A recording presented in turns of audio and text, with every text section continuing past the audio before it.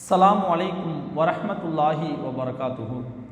குர்பானி பிராணியினுடைய சட்டங்கள் தொடர்பாக பாலூட்டி கொண்டிருக்கும் பிராணியை குர்பானி கொடுக்கலாமா என்பது அதிகமான மக்களுக்கு வரக்கூடிய ஒரு சந்தேகம்தான்.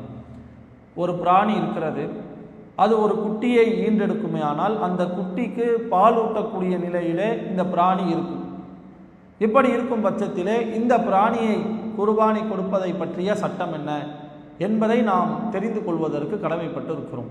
பொதுவாகவே அல்லாஹ்வுடைய தூதர் ஸல்லல்லாஹு அலைஹி வஸல்லம் அவர்கள் ஒரு குட்டியை ஈன்றெடுக்கும் பிராணியை, அந்த குட்டிக்கு பாலூட்டி கொண்டிருக்கும் ஒரு பிராணியை அறுப்பதை விட்டும் ரசூல்லா தடுத்திருக்கிறாங்க. என்ன காரணம்? அந்த பிராணியை ஒருவர் அறுத்து விடுவாரே ஆனால் அந்த குட்டிக்கு பால் ஊட்டுவதற்கு வேறு எந்த ஒரு வழியும் இருக்காது. தாய் பாசத்திற்கு இயங்கக்கூடிய ஒரு நிலை ஏற்படலாம்.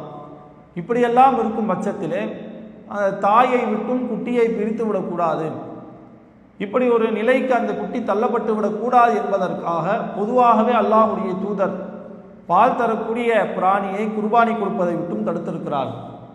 இதை நேரடியாக நபிகளால் சொல்லக்கூடிய செய்தியை நாம் பார்க்கலாம். முஸ்லீமிலே 4143வது செய்தியாக இடம்பெற்றிருக்கிறது. அல்லாஹ்வுடைய தூதர் ஸல்லல்லாஹு அலைஹி வஸல்லம் அவர்கள் மக்களுக்கு ஒரு எச்சரிக்கை செய்கிறாங்க. என்ன எச்சரிக்கை அது? பால் தரக்கூடிய பிராணியை அறுப்பதை விட்டும் நான் உங்களை எச்சரிக்கிறேன், அதை நீங்கள் அறுக்கக்கூடாது என்று அல்லாஹ்வுடைய தூதர் தடை செய்திருப்பதை நாம் பார்க்கிறோம்.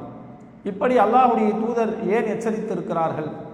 அந்த பிராணியை ஒருவர் அறுத்து விடுவாரேயானால் அதனுடைய குட்டிக்கு எந்த விதமான உணவும் இல்லாமல் அதுவும் மரணிக்கக்கூடிய ஒரு நிலை ஏற்படலாம்.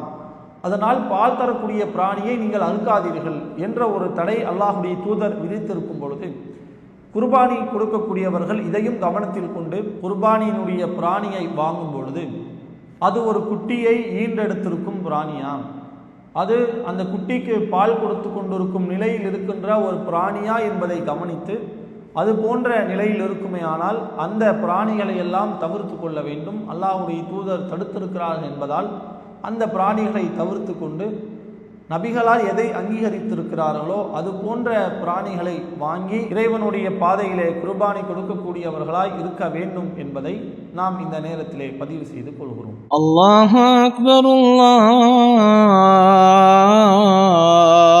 அக்பர்.